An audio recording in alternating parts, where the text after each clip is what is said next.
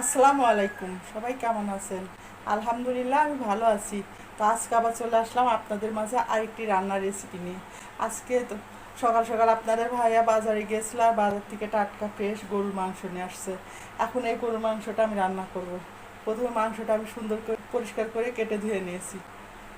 আর আজকে আমি রান্না করব সম্পূর্ণ বাটা মশলা কষিয়ে গরুর মাংস। তো রান্নাটা শুরু থেকে শেষ পর্যন্ত দেখতে থাকুন। এই তো দেখুন, আমি সম্পূর্ণ মশলাগুলা বেটে রেখেছি, আর এদিকে পেঁয়াজ রসুনগুলা কুচি করে রেখেছি। প্রায় গরম হয়ে গেছে, প্রথমে আমি কড়াইতে সরিষার তেল দিয়ে দিব। তেল গরম হয়ে গেছে, এর ভিতরে প্রথমে এলাচ, দারচিনি, তেজপাতা, গরম মশলা দিয়ে দিব। মশলাটা সুন্দর ভাজা হয়ে গেছে। এখন আমি এর ভিতরে পেঁয়াজ আর রসুন কুচিগুলো দিয়ে দিব। এখন এই পেঁয়াজ রসুনগুলো আমি বাদামি কালার করে ভেজে নিব।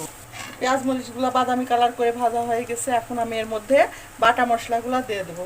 প্রথমে মরিচ বাটা, আদা বাটা, জিরা বাটা।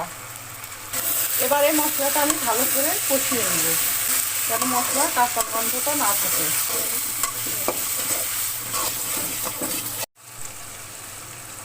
মশলাটা হালকা কষানো হয়ে গেছে। এখন আমি এর ভিতরে গুঁড়া মশলা দিয়ে দেবো।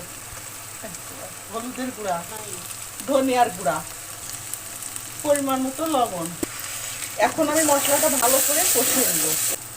তো দেখুন, মশলাটা সুন্দর কষানো হয়ে গেছে। এখন আমি গরুর মাংসগুলো দিয়ে দিব।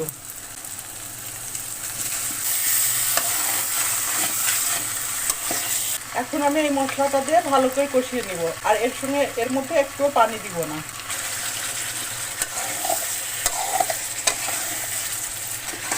তো দেখুন, মাংসটা আমার কষানো হয়ে গেছে। এখন আমি পাতিলে ঢেলে নিয়ে ভালো করে পানিতে সিদ্ধ করে নিব।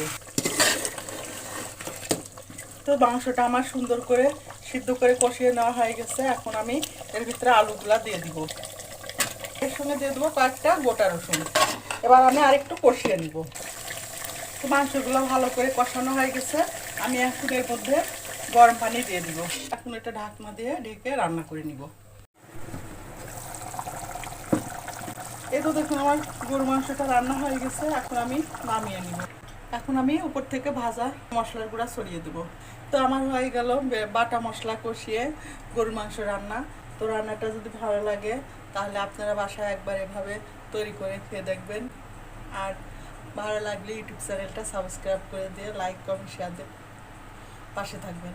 আজকে এ পর্যন্তই। আগামীতে আবার নতুন কোনো ভিডিও নিয়ে আপনাদের মাঝে উপস্থিত হব। আল্লাহ হাফেজ, আসসালামু আলাইকুম।